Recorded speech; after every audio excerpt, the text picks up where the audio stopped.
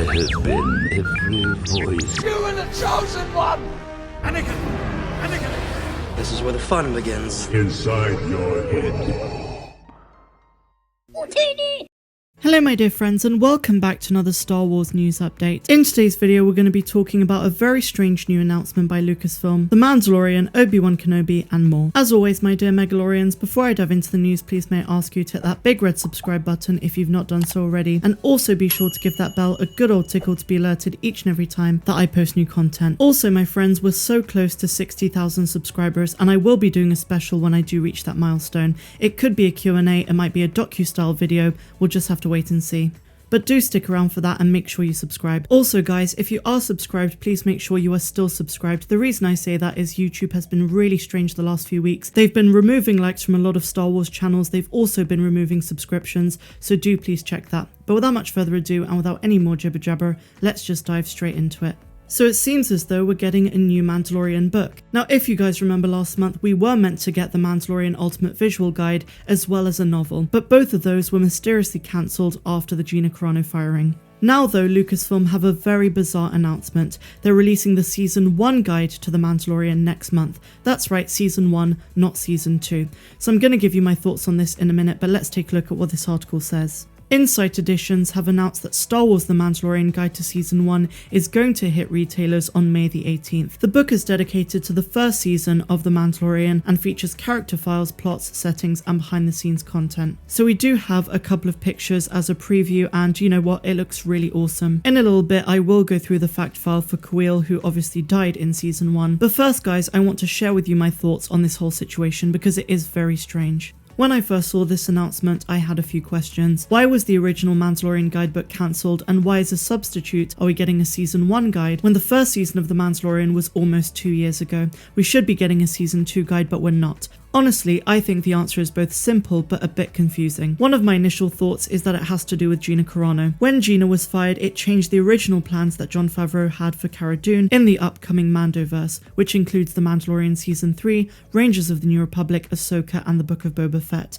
But why would they cancel an entire Mandalorian visual guide just for one character? We know they recalled the Cara Dune toys and Funko Pops, but was it really necessary to cancel an entire book and remove her from a guide of a season we've already seen? In my mind, there are three options. The first one is that the book was going to reveal to us a broader insight into Cara Dune's character and where the character was going to go from Season 2. The description may have also mentioned her role in the New Republic, which would have linked her to Rangers of the New Republic, the show which many people believe she was going to be the protagonist of. Since that's now all off the table, they thought it would make no sense to publish the book that included a false statement and narrative about the character.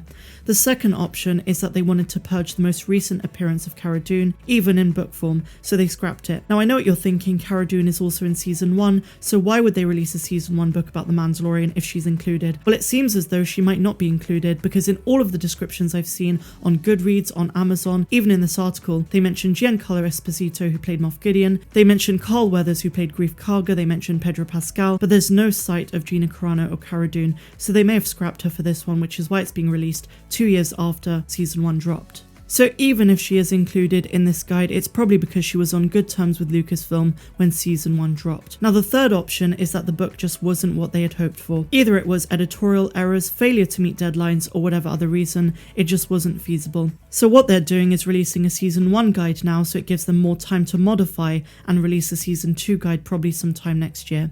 To be honest guys, it could be any of these options, or even all three. But can we be real here? Something really fishy is going on at Lucasfilm, but only to do with The Mandalorian. It seems like they have every other show and every other branch of Star Wars under control, but when it comes to The Mandalorian, it seems like it's really messy. From the leaks and news updates that we've been getting lately, it almost seems as though organisation and direction for The Mandalorian is not nearly as simple as the creatives at Lucasfilm had hoped for, especially in light of recent events to do with Gina Carano, the backlash for the High Republic, and so on. But what do you guys think of this? Let me know in the comments down below. Do you think it's strange that they're releasing a Season 1 guide when it's been 2 years since the first season dropped? And a second question, what do you think's going on with The Mandalorian? I don't think Season 3 is necessarily in trouble, but I do think they're having a lot of trouble getting things organised for the show. So as I said, we do have an exclusive page from this new book that's going to be released, and it's to do with Kuiil, one of the most awesome characters in the show, and unfortunately he died in season 1. So I'm just going to read to you an excerpt. A former slave under the Galactic Empire, Kuiil has earned his own freedom by the sweat of his thick white brow. He treasures the tranquilities found on planet Alvala 7,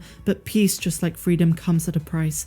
Despite having spent many years in solitude, Kuiil is in his own way generous and kind, though it's better not to argue with him once he's spoken. I'm probably going to buy this book because season 1 has a very special place in my heart. The Mandalorian has revolutionized the direction of the Star Wars universe, and its massive popularity proves that Star Wars fans can really get behind something that has a strong narrative.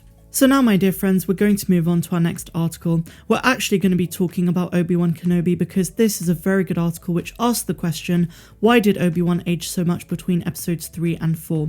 Now, as you're probably aware, but I will just specify, Obi-Wan Kenobi takes place 10 years after Revenge of the Sith, and Star Wars, or Star Wars A New Hope from 1977, takes place 19 years after Revenge of the Sith. So why did Obi-Wan age so much? Let's take a look at what this article says. With Obi-Wan Kenobi finally entering production for Disney+, the questions about the gaps between episodes 3 and 4 are coming back for fresh discussion. As I stated, it's only a 19-year gap between the two films, yet the visual switch between the vibrant Ewan McGregor and the wonderful Sir Alec Guinness is a lot to Jedi mind trick away. Clone Wars and Rebels creator Dave Filoni has an explanation, and it's actually a very sensible one. Dave Filoni in the animated shows did his best to thread the needle between the two depictions of Kenobi. During the course of the Clone Wars, Obi-Wan is still at his height of youth and vigour, though the emotional toll of the war is wearing him down by the end.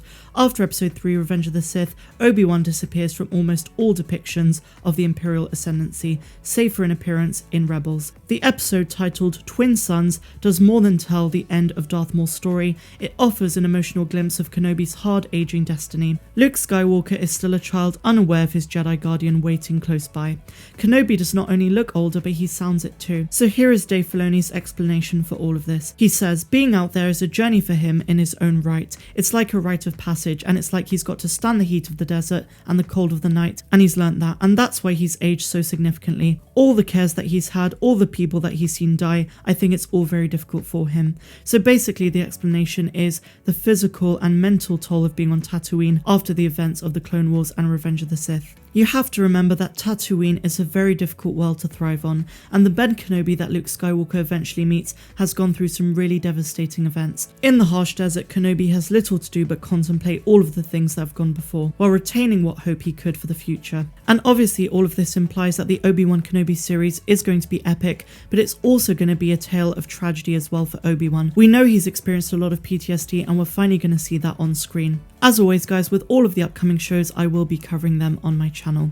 But what did you think of today's news update? Did you enjoy it? If you did, please be sure to give me a big fat thumbs up, subscribe to the channel if you're new, and also if you're feeling generous, please consider becoming a patron. For just $2 or $10 a month, you get exclusive access to content that's not found here on YouTube. I'm Star Wars Meg, wishing you all a phenomenal rest of the day, no matter where you dwell in the galaxy.